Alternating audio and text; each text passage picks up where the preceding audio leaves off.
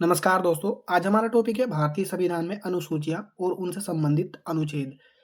आज हम इस वीडियो में जितने भी इम्पोर्टेंट फैक्ट हैं अनुसूचियों से संबंधित, वे सब इस वीडियो में कवर किए जाएँगे और ये वीडियो ऑल कॉम्पिटिटिव एग्ज़ाम को ध्यान में रखते हुए बनाई जा रही है क्योंकि जो जितने भी एग्ज़ाम हो, चाहे तो एसएससी हो या फिर कोई स्टेट का हो, उन सब में जो क्वेश्चन आ रखे हैं, उन्हीं को देख कर के ये वीडियो बनाई गई है और हम लास्ट में इस वीडियो के देखेंगे याद करने का एक अच्छा मेथड जिससे हम इसे आसानी से याद कर सकें। तो दोस्तों, अगर आप इस चैनल पर नए हैं तो प्लीज़ चैनल को ज़रूर सब्सक्राइब करें एंड बेल आइकन को प्रेस करें, जिससे मैं नेक्स्ट टॉपिक पे वीडियो बनाता हूँ तो उसका नोटिफिकेशन आपके पास चला जाएगा।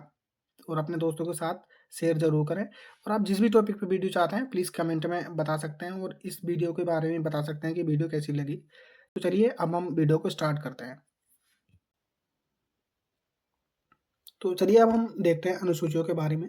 तो मूल संविधान में हमारी 8 अनुसूचियाँ थी, लेकिन वर्तमान संविधान में हमारे 12 अनुसूचियाँ हैं, क्योंकि 4 अनुसूचियाँ जोड़ी गई हैं अभी। तो इन चारों अनुसूचियों के बारे में हम डिटेल में देखेंगे क्योंकि ये बहुत ज़्यादा इम्पोर्टेंट हो जाती हैं। हालाँकि है तो हमारे लिए टोटल 12 ही इम्पोर्टेंट, लेकिन ये जो 4 हैं, क्योंकि ये कभी न कभी पूछ लिया जाता है कि संशोधन द्वारा या क्या इस अनुसूची में जोड़ा गया है, तो इसलिए हमारे लिए ज़्यादा इम्पोर्टेंट हो जाती है। हम इसको वन बाय वन समझने की कोशिश करेंगे और हम इसे पूरी 12 को 8 प्लस 4 हम इन 12 को डिटेल में समझेंगे। चलिए अब हम बात करते हैं अनुसूची 1 के विषय में। तो भारतीय संविधान की हम इस सीरीज में सारे टॉपिक को कवर करने की कोशिश करेंगे। तो आज हमारा जो विषय रहेगा वो अनुसूचियाँ रहेगा। तो हम इसमें आज अनुसूची 1 के विषय में देखते हैं और इस वीडियो में हम अनुसूची से रिलेटेड जितने भी इम्पोर्टेंट फैक्ट हैं या जितने भी वनडे एग्जाम में आ रखे क्वेश्चन हैं, उनको भी ऐड करते हुए चलेंगे और सारी जितनी भी नॉलेज होगी इसके बारे में हम जानने की कोशिश करेंगे कि आगे से हमारा कोई भी एग्जाम में क्वेश्चन आए और हमारा इस से बच ना पाए। तो इसी वजह से हम अनुसूची के बारे में संपूर्ण जानकारी देखेंगे। तो अनुसूची 1 के बारे में देखते हैं और साथ ही साथ हम इसे याद करने का भी कोशिश करेंगे और लास्ट में हम इसका क्विक रिवीजन देखेंगे और की पॉइंट से याद करने की कोशिश करेंगे। तो अनुसूची 1 के विषय में कहा गया है राज्यों और संघ राज्य क्षेत्रों का विवरण। तो हम इसे ऐसे रिलेट कर सकते हैं कि अनुच्छेद 1 और अनुसूची 1 लगभग सेम ही बात करती है, जिसमें कहा है राज्यों और संघ राज्य क्षेत्रों का विवरण, और अनुच्छेद 1 में भी लगभग सेम ही बात कही गई। तो इसे आप आसानी से याद कर सकते हैं। अब हम बात करते हैं अनुसूची 2 के बारे में। अनुसूची 2 के बारे में बात करते हैं, जिसमें कहा गया है मुख्य पदाधिकारियों के लिए वेतन और भत्ते की बात कही गई है। अब हमें यहाँ पे समझना इम्पोर्टेंट ये है कि मुख्य पदाधिकारी कौन-कौन से होते हैं। तो मुख्य पदाधिकारी जिस तरह से राष्ट्रपति, उपराष्ट्रपति, प्रधानमंत्री या मुख्य न्यायाधीश, सुप्रीम कोर्ट के, हाई कोर्ट के न्यायाधीश, इस तरह के जितने भी पदाधिकारी हैं, ये मुख्य पदाधिकारी के लिए आते हैं। और अनुसूची 2 में इन्हीं की बात कही गई है कि मुख्य पदाधिकारियों के लिए वेतन और भत्ते। अब हम बात करते हैं अनुसूची 3 के विषय में। अनुसूची 3 में कहा गया है कि मुख्य पदाधिकारियों के लिए शपथ का प्रारूप या प्रतिज्ञान, यानी कि किस पदाधिकारी के लिए क्या प्रारूप या प्रतिज्ञान होगा शपथ के लिए, तो वो बात अनुसूची 3 में कही गई है। यानी कि अनुसूची 3 में कहा है मुख्य पदाधिकारियों के लिए शपथ का प्रारूप। अब हम बात करते हैं अनुसूची 4 के विषय में। अब हम बात करते हैं अनुसूची 4 के विषय में, जिसमें कहा गया है कि राज्यों और केंद्र शासित प्रदेशों के लिए राज्यसभा में सीटों का आवंटन या वितरण की बात कही गई है। यानी कि किस राज्य के लिए कितनी राज्यसभा में सीटें होंगी, ये बात अनुसूची 4 में कही गई है, चाहे तो वो राज्य हो या केंद्र शासित प्रदेश हो। एक सीमा निर्धारित कर की गई है कि राज्यसभा में सीटें कितनी होंगी, वो अनुसूची 4 में बात कही गई है। बात करते हैं अनुसूची 5 के विषय में, जिसमें कहा गया है अनुसूचित और जनजातीय क्षेत्रों के प्रशासन तथा नियंत्रण के बारे में उपबंध, यानी कि SC/ST के प्रशासन तथा नियंत्रण के बारे में उपबंध के बारे में बात करती है, वो अनुसूची 5 है।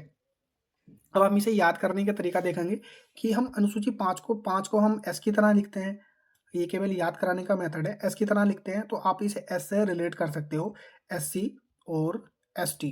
तो आप इसे जोड़ करके देख सकते हैं तो आपको याद हो जाएगा आसानी से ही। केवल याद कराने का एक मेथड है, तरीका है। तो आप एस को SC/ST से आप रिलेट कर सकते हैं और इसे आसानी से याद करते हैं। अब हम बात करते हैं अनुसूची 6 के विषय में। अब हम बात करते हैं अनुसूची 6 के विषय में, जिसमें बात कही गई है असम, मेघालय, त्रिपुरा और मिजोरम राज्यों के जनजातीय क्षेत्रों के प्रशासन तथा नियंत्रण के बारे में उपबंध या प्रावधान। तो अनुसूची 5 और अनुसूची 6 दोनों को आप जोड़ करके याद करेंगे तो आसानी होगी, क्योंकि अनुसूची 5 में कही गई है SC/ST के प्रशासन के बारे में, और अनुसूची 6 में कहा गया है एसटी के बारे में।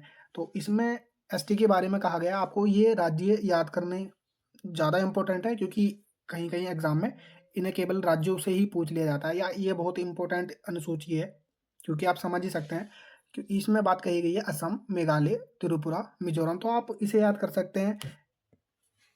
इसकी ट्रिक आप आई होप जानते ही होंगे कि एम, ए से असम, एम से मेघालय, फिर टी से त्रिपुरा और फिर एम से मिज़ोरम। तो एम, टीएम आप इसे इससे रिलेट करके याद कर सकते हैं। अब हम देखते हैं, जैसे कि आपको हमने 6 की अनुसूची के बारे में बात किया, अब हम 7वीं अनुसूची की ओर देखते हैं। तो अनुसूची 1 में बात कही गई थी राज्यों और संघ राज्य क्षेत्रों का विवरण। अनुसूची 2 में बात कही गई थी वेतन एवं भत्ते की बात कही गई थी। अनुसूची 3 में शपथ का प्रारूप की बात की गई थी। अनुसूची 4 में राज्यों और केंद्र शासित प्रदेशों के लिए राज्यसभा में सीटों का आवंटन या वितरण की बात की गई थी। और अनुसूची 5 में SC/ST की बात की गई थी। अनुसूची 6 में ST की बात की गई थी असम, मेघालय, मिजोरम, त्रिपुरा के राज्यों के लिए। तो अब हम देखते हैं अनुसूची 7 के विषय में। चलिए अब हम बात करते हैं अनुसूची 7 के विषय में, जिसमें कहा गया है कि राज्यों और केंद्र के मध्य शक्तियों का विभाजन या बंटवारा। कहने का तात्पर्य ये है कि किस विषय पर राज्य सरकार कार्य करती है या किस विषय पर केंद्र सरकार कार्य करती है। इस विषय में जो बात कही गई है वो अनुसूची 7 में कही गई है। तो इसी अनुसूची में 3 सूचियां बनाई गई, जिसमें विषय बांटे गए। वो सूचियां हैं राज्य सूची, संघ सूची और समवर्ती सूची। अब हम इसमें जानेंगे, तीनों सूचियों को डिटेल में जानेंगे, तीनों सूचियों के बारे में डिटेल में जानेंगे किस पर राज्य सरकार का अधिकार होता है, किस पर केंद्र सरकार का अधिकार होता है। जैसे कि राज्य सूची है, इस पर केवल राज्य सरकार का अधिकार होता है। संघ सूची पर केंद्र सरकार का, और समवर्ती सूची पर दोनों सरकार का, यानी राज्य और केंद्र दोनों का अधिकार होता है। इस पर दोनों का विषय दोनों कार्य कर सकते हैं, लेकिन इस पर केंद्र की भूमिका अधिक होती है, ये भी हम अभी समझेंगे। तो चलिए हम इसे डिटेल में समझते हैं। चलिए हम इन तीनों सूचियों के बारे में जानते हैं। तो सबसे पहले हम देखेंगे संघ सूची के विषय में। संघ सूची में जितने भी विषय आते हैं उन पर केवल केंद्र सरकार कार्य करती है, उन पर केवल केंद्र सरकार का अधिकार होता है, ना कि राज्य सरकार। राज्य सरकार उसमें हस्तक्षेप नहीं कर सकती। तो केंद्र संघ सूची में जो विषय मूल संविधान में थे वो 97 थे, लेकिन वर्तमान में 100 हो गए हैं। जैसे कि इसके एग्जाम्पल, एक दो एग्जाम्पल से हम समझ सकते हैं। अगर आपको 100 का 100 भी से समझने हो तो उसके लिए आप किसी भी किताब को फॉलो कर सकते हैं। किसी भी किताब में आपको ये मिल जाएंगे, क्योंकि हम 100 का 100 तो यहाँ पर नहीं बना सकते या देख सकते। तो हम इसमें जैसे कि देखते हैं जनगणना। जनगणना एक संघ सूची का विषय है जिन पर केवल केंद्र सरकार कार्य करती है। सेकंड हम देख सकते हैं जैसे कि विदेश संबंध। विदेश संबंध कोई भी राज्य नहीं कर सकता, जैसे कि आप जानते हैं अनुच्छेद 1 में कहा कह रखा है, आप देख सकते हैं। तो विदेश संबंध कोई भी राज्य नहीं बना सकता, केवल केंद्र सरकार बना सकती है, जो केंद्र सरकार का विषय है और वो संघ सूची में आता है। यह नेशनल हाईवे के विषय संघ सूची में आता है, केवल वो केंद्र सरकार का विषय है। अब हम देखते हैं संघ राज्य सूची के बारे में।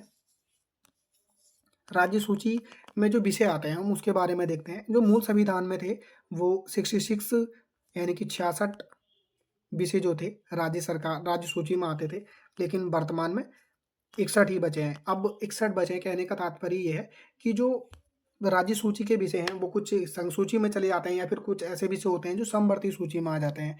वो भी हम समझेंगे समवर्ती सूची के विषय में। तो जैसे कि कोई भी पुलिस व्यवस्था है, हम एक दो एग्जाम्पल से ही समझेंगे। जैसे कि पुलिस व्यवस्था है, पुलिस व्यवस्था हर राज्य की अलग अलग होती है। जैसे कि Uttar Pradesh police, UP police हो गया, जैसे कि हरियाणा पुलिस, बिहार पुलिस आदि जितने भी विषय हैं, ये पुलिस विषय व्यवस्था, ये सब राज्य सूची का विषय है। इस पर केवल राज्य सरकार काम करती है। अब हम बात करते हैं समवर्ती सूची के बारे में। समवर्ती सूची में मूल संविधान में 47 विषय थे, लेकिन वर्तमान में 52 यानी कि 52 विषय हैं।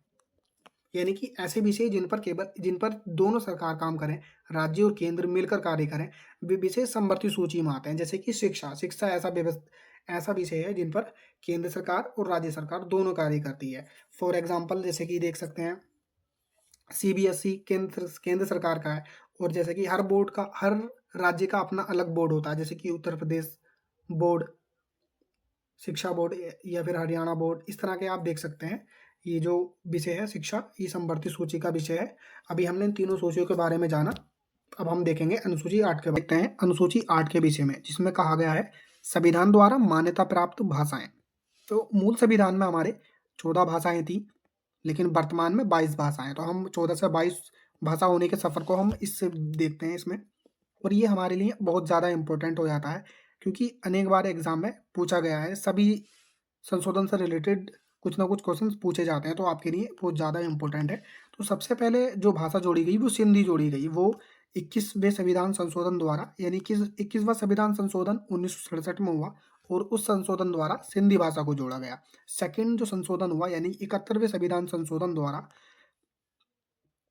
1992 में कोंकणी, नेपाली, मणिपुरी, इन 3 भाषाओं को जोड़ा। और 92वां संविधान संशोधन 2003 में संथाली, डोगरी, मैथिली, बोडो, इन 4 भाषाओं को जोड़ा। तो आप इसे ऐसे याद कर सकते हैं कि 21वें संविधान संशोधन द्वारा सिंधी, तो आप इसे तो याद करना ही पड़ेगा, क्योंकि इसका कोई ट्रिक आप बनाएं तो बना लेना और कमेंट में जरूर बताना। अब हम इसके 71वें संविधान संशोधन जो 1992 में हुआ, उसके बारे में देखते हैं। तो इसमें जो भाषाएं जोड़ी गई, जिसमें कोंकणी, नेपाली, मणिपुरी, तो आप इसे ऐसे याद कर सकते हैं। कोंकणी में ड़े आ रहा है और मणिपुरी में भी ड़े आ रहा है, तो आप इन दोनों को रिलेट कर सकते हैं और नेपाली भाषा को याद कर लें। अब आता है 92वां संविधान संशोधन जो 2003 में हुआ। तो इसमें हम याद करेंगे कि संथाली संथाली में थैली आ रहा है लास्ट में, और मैथिली में भी थैली आ रहा है। आप इन दोनों को रिलेट कर सकते हैं। और डोगरी और बोडो, डोगरी में डे और बोडो में डे, आप इन दोनों को रिलेट कर करके याद कर सकते हैं। और यही आसान तरीका है, आप जोड़ जोड़ कर चीज़ों को, शब्दों को जोड़ करके अच्छे से याद कर पाएंगे। अब हम बात करते हैं आगे की अनुसूचियाँ, जो बहुत ज़्यादा इंपॉर्टेंट है, चारों अनुसूचियाँ हमारे लिए। हम देखते हैं अनुसूची 9 के विषय में, जिसमें कहा गया है अधिनियम और विनियमन, यानी कि भूमि सुधार। ये हमारे लिए बहुत ज़्यादा इंपॉर्टेंट हो जाती है, क्योंकि ये हमारे प्रथम संविधान संशोधन 1951 में जोड़ेगी ये अनुसूची, तो इसलिए हमारे लिए ज़्यादा इंपॉर्टेंट हो जाती है, क्योंकि ये प्रथम संविधान संशोधन था। अब हम देखते हैं अनुसूची 10 के विषय में। अब हम बात करते हैं अनुसूची 10 के विषय में, जिसमें कहा गया है कि दल बदल के आधार पर संसद और राज्य विधानमंडलों के सदस्यों के अयोग्यता के बारे में उपबंध, यानी कि अनुसूची 10 को जो था वो 52वें संविधान संशोधन 1985 में जोड़ा गया। दल बदल के आधार पर संसद और राज्य विधानमंडलों के सदस्यों की अयोग्यता के बारे में उपबंध का तात्पर्य यह है कि कोई भी व्यक्ति किसी भी पार्टी से इलेक्शन लड़ता है और वो जीत जाता है, लेकिन वो उसके बाद पार्टी बदलना चाहता है, तो उसमें ऐसी स्थिति में उसे अयोग्य ठहरा दिया जाएगा। अब हम बात करते हैं अनुसूची 11 के विषय में, जिसमें कहा है ग्रामीण क्षेत्र पंचायत की शक्तियां, प्राधिकार तथा जिम्मेदारियां। ये हमारे लिए इंपॉर्टेंट है, क्योंकि 73वें संविधान संशोधन 1992 में 11वीं अनुसूची को जोड़ा गया, जिसमें ग्रामीण क्षेत्र के बारे विकास के लिए बात कही गई, जिसमें पंचायत की शक्तियां, प्राधिकार तथा जिम्मेदारियां। अब हम बात करते हैं अनुसूची 12 के विषय में, जिसमें का है अनुसूची 12 में शहरी क्षेत्र, यानी कि वो ग्राम, अनुसूची 11 को बनाया गया ग्राम का विकास करने के लिए, अनुसूची 12 को बनाया गया शहरी विकास के लिए, यानी कि शहरी क्षेत्र। तो नगर पालिकाओं की शक्तियां, प्राधिकार तथा जिम्मेदारियां। अनुसूची 12 को जो जोड़ा गया वो 74वें संविधान संशोधन 1992 में जोड़ा गया। तो दोस्तों ये आपको अनुसूचियां आई होप समझ में आई होंगी और अच्छे भी लगी होंगी। अब हम इसके देखते हैं कि हम केवल कीवर्ड से इसे कैसे याद कर सकते हैं। तो चलिए अब हम अनुसूचियों को ट्रिक या याद करने के मेथड से देखते हैं कि हमें आसानी से कैसे याद हो सकती हैं। तो हम सबसे पहले देखते हैं अनुसूची 1। अनुसूची 1 या फिर अनुच्छेद 1, ये हमारी याद करने के लिए बहुत ज़्यादा आसान होता है, क्योंकि इसमें सबसे सिंपल बात कही गई हुई थी, राज्यों और संघ राज्य क्षेत्रों का विवरण। और अनुसूची 2 में कहा गया है कि आपको केवल कीवर्ड से याद करना है। अनुसूची 1 में जैसे कि कहा गया है कि राज्यों और संघ राज्य क्षेत्र का विवरण। अनुसूची 2 में कहा गया है कि वेतन और भत्ते। अनुसूची 3 में कहा गया है शपथ का प्रारूप। अनुसूची 4 में कहा गया है कि राज्यों और केंद्र शासित प्रदेशों के लिए राज्यसभा में सीटों का आवंटन। तो केवल इसे आप देख सकते हैं अनुसूची 4 में कि राज्यसभा में सीटों का आवंटन। ठीक है। अब 5 में, अनुसूची 5 में आप देख सकते हैं, जैसे मैंने याद कराया था, SC ST के लिए, SC ST के क्षेत्रों के प्रशासन तथा नियंत्रण के बारे में। उपवन, तो आप इसे देख सकते हैं। केवल अनुसूची 5 को एससी एसटी से याद कर सकते हैं और अनुसूची 6 को आप रिलेट कर सकते हैं एसटी से। केवल याद करने का एक मेथड बता रहा हूँ। और 7 को आप देख सकते हैं जिसमें 3 सूचियाँ दी गई थी सत्ता का बँटवारा, जैसे कि संघ सूची, राज्य सूची और समवर्ती सूची, तो आप सूची से इसे रिलेट कर सकते हैं। और 8वीं अनुसूची बहुत ज़्यादा सरल हो जाती है क्योंकि इसमें भाषाओं की बात की गई है। तो 8वीं अनुसूची भाषा, अब इसे आप पूरे को देखते हैं एक बार। 1 में कहा गया है कि राज्यों और संघ राज्य क्षेत्रों का विवरण, 2 में कहा गया है कि वेतन और भत्ते, तीसरे में बताया गया है शपथ, 4 में बताया गया है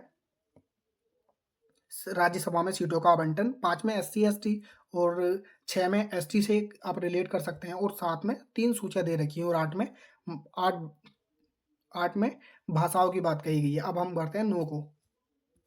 अब हम 9वीं अनुसूची को देखेंगे तो उसमें भूमि से रिलेटेड बात की गई है। तो आप 9 को भूमि से रिलेट कर सकते हैं।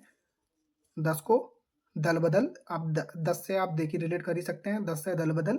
और 11 में बात की गई है शहरी ग्रामीण क्षेत्र, पंचायतों की बात की गई है और 12 में बात की गई है शहरी क्षेत्र। आई होप आपको ये वीडियो पसंद आई होगी। तो प्लीज़ ज़रूर कमेंट में बताएँ कि आपको वीडियो कैसी लगी और आपको याद करने का तरीका सही लगा, नहीं लगा। आप कमेंट में ज़रूर बता सकते हैं और किस तरह के टॉपिक पे वीडियो चाहते हैं, प्लीज़ आप उसी से रिलेटेड आप कमेंट बॉक्स में लिख सकते हैं। तो चलिए दोस्तों, धन्यवाद वीडियो देखने के लिए। और आप जिस भी टॉपिक पे वीडियो चाहते हैं प्लीज़ कमेंट में बता सकते हैं। धन्यवाद।